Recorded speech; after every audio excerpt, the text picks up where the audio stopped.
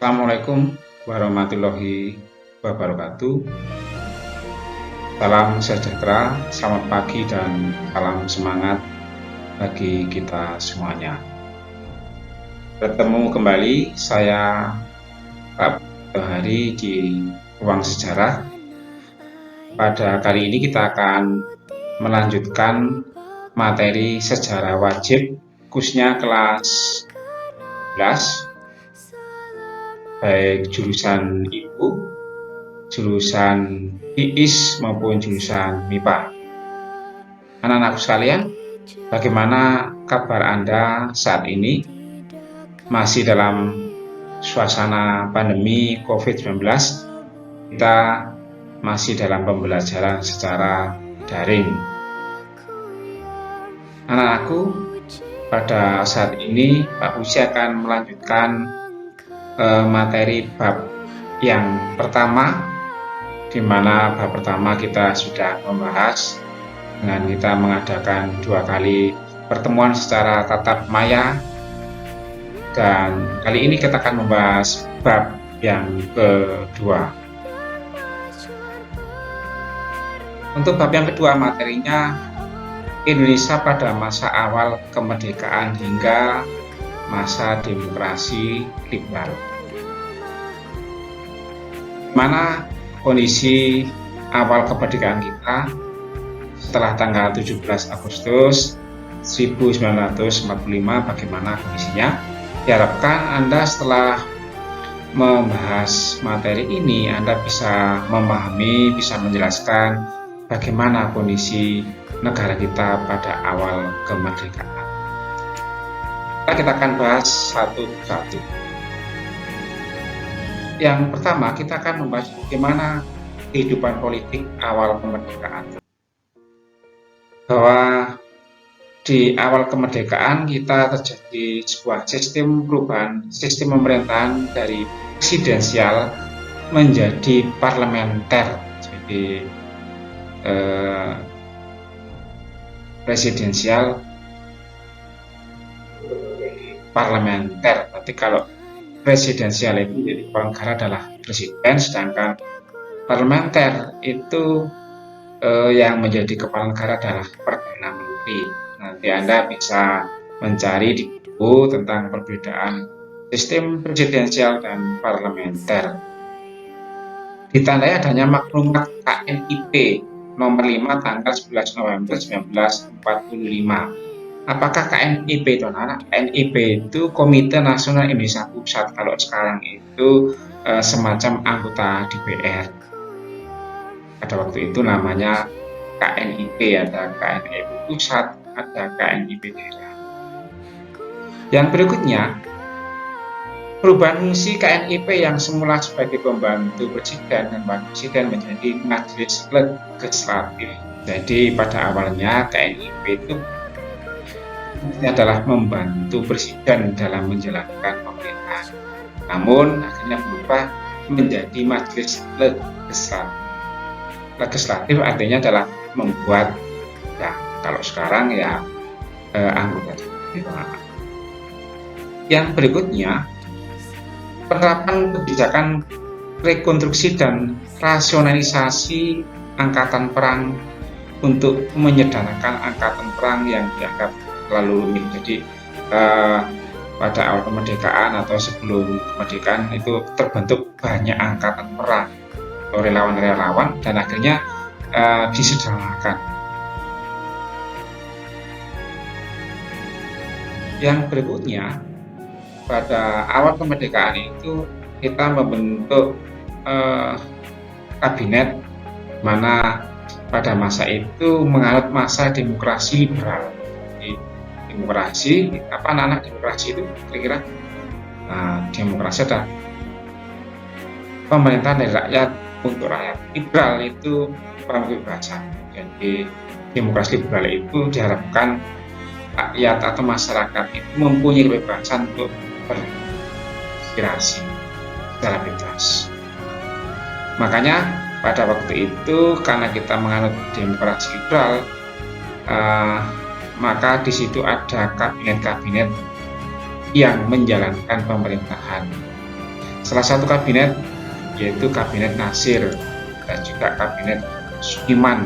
Jadi yang menjalankan pemerintah nanti kabinet yang dipimpin oleh Pak Sukiman ini. Ada juga Kabinet Iloko, Kabinet Ali Sastro Amijayo, Kabinet Burhanuddin Harahap, ada Kabinet Sastro Amijayo yang kedua, ada Kabinet Juanda atau Kabinet ya pada masa lalu sampai sekarang juga ada nama-nama kabinet. Kalau sekarang pada masa Pak Jokowi itu namanya Kabinet Kerja.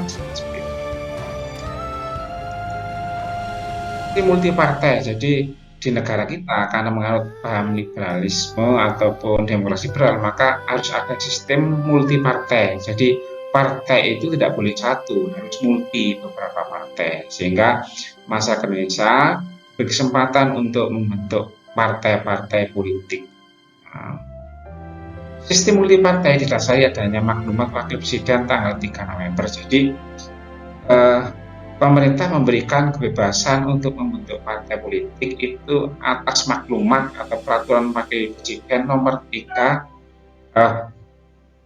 maklumat wakil presiden tanggal 3 November 1945. Dalam maklumat tersebut, Muhammad Hatta memberikan kebebasan membentuk partai politik. Jadi pertama kali kita diberikan kesempatan untuk membentuk partai politik ini berdasarkan maklumat presiden tanggal 3 November 1945. Yang kedua, Muhammad Hatta menyatakan bahwa sistem multi partai bertujuan untuk memudahkan kekuatan perjuangan dan memudahkan dalam meminta pertanggungjawaban kepada barisan masyarakat. Jadi dengan adanya partai itu diharapkan mempermudah untuk kekuatan perjuangan.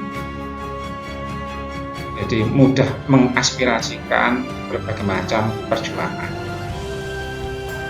Pada perkembangannya bahwa sistem partai politik pada masa demokrasi liberal ini saling bersaing, mencari kesalahan dan saling menjatuhkan. Jadi adanya banyak partai ternyata juga berdampak negatif. Mereka saling menjatuhkan, saling bersaing, dan saling mencari kesalahan di antara partai satu dan partai. Yang berikutnya, bahwa pada tahun 1955 itu pemilu pertama, bahwa tanggal 29 September 1955 untuk pemilihan anggota parlemen dengan hasil sebagai berikut. Jadi pemilu pertama itu pada tahun 1955 itu memilih anggota parlemen.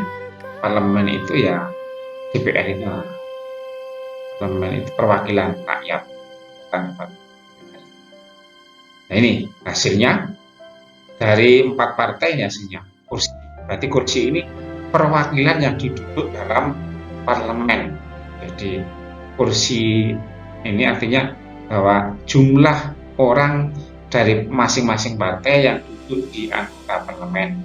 Kalau sekarang menjadi anggota DPR. Yang berikutnya, pemilu pada 15 Desember 1955 untuk memilih anggota konstituante dengan hasil sebagai berikut. Memilih anggota konstituante, artinya konstituante adalah anggota untuk merancang undang-undang dasar. Jadi anggota dasar dalam suatu badan untuk merancang membuat undang-undang dasar.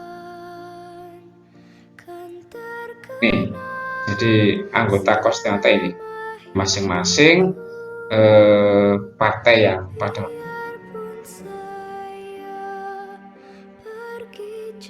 konstituante hasil pemilu 1955 gagal menyusun undang-undang dasar. Jadi konstituante tadi yang dipilih itu tujuannya adalah menyusun undang-undang dasar, namun demikian mengalami kegagalan. Apa penyebabnya? Adanya terjadi perdebatan dalam konstituante, adanya perselisihan antar partai. Jadi kan banyak partai yang memiliki anggota, sehingga di situ terjadi banyak.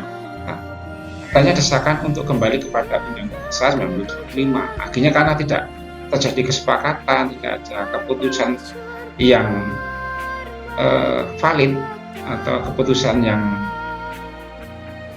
ada, maka ada desakan untuk kembali saja kepada Undang-Undang 1945. Langkah selanjutnya, akhirnya Presiden Soekarno mengusulkan agar Undang-Undang Dasar 1945 diberlakukan kembali oleh Konstituante Negara. Presiden Soekarno membubarkan Konstituante melalui Dekret Presiden 5 Juli 1959. Jadi Konstituante yang tadi dipilih untuk tahun 1955 pemilu tadi, maka dibubarkan oleh Presiden Soekarno karena tidak menghasilkan undang-undang.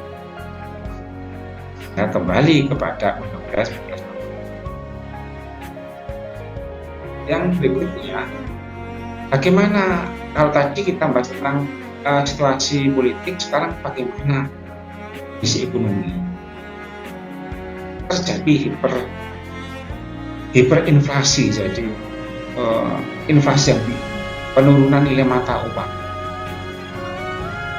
Kenapa demikian? Karena juga adanya blokade ekonomi.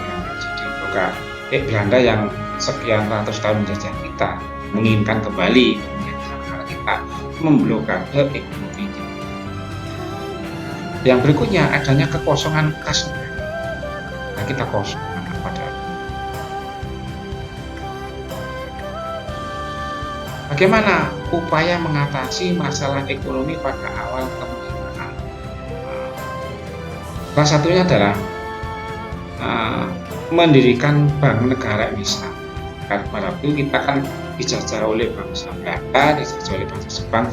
Bank-bank itu adalah bank-bank dari luar negeri, bank milik Belanda maupun bank milik Jepang. Maka kita berusaha menasionalisasi bank-bank yang dari negara kita dengan cara mendirikan Bank Negara Indonesia atau BNI. Makanya BNI itu namanya BNI 46 karena didirikan tahun 1940. Bank BNI yang ada di daerah kita adalah cikal bank di kita.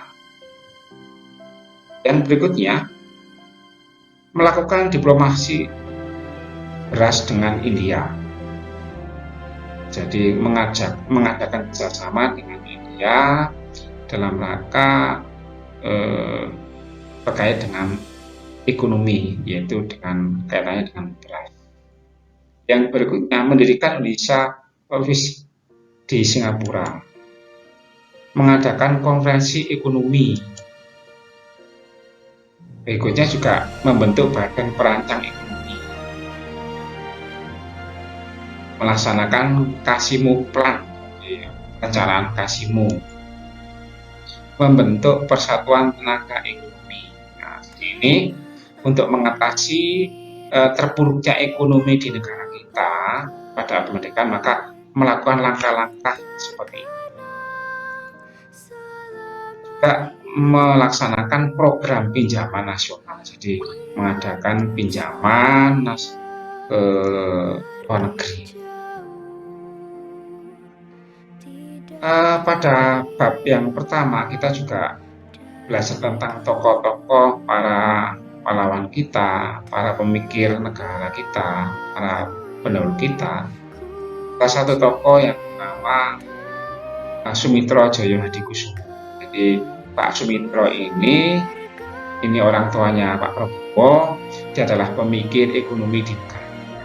Menurut Sumitro Jaya Hadikusumo, membangun ekonomi pada masa demokrasi liberal masih menemui berbagai kondisi tersebut disebabkan sistem ekonomi kolonial masih mangkar kuat di Indonesia. Jadi sistem ekonomi kolonial ini masih kuat ada di negara kita. Sehingga menurut Pak Sumitro, ternyata demokrasi liberal ini tidak cocok. Yang berikutnya, menghadapi kondisi tersebut, Sumitro Jaya Hadikusumo menitik beratkan ekonomi nasional dengan memperkuat sistem perdagangan. Jadi, menitik beratkan ekonomi nasional dengan memperkuat perdagangan. Selain itu, pemerintah merangkul kaum pribumi untuk mewujudkan kelas pengusaha pribumi. Jadi kalau pada waktu itu mungkin dikuasai oleh non pribumi karena masih ada peninggalan Belanda, maka menurut Sumitro menggerakkan ekonomi pribumi. ekonomi dari negara kita sendiri. Ya, diharapkan menjadi penguasa pribumi. Itu anak-anak tentang kondisi negara kita pada awal kemerdekaan, baik kondisi secara politik maupun kondisi secara ekonomi.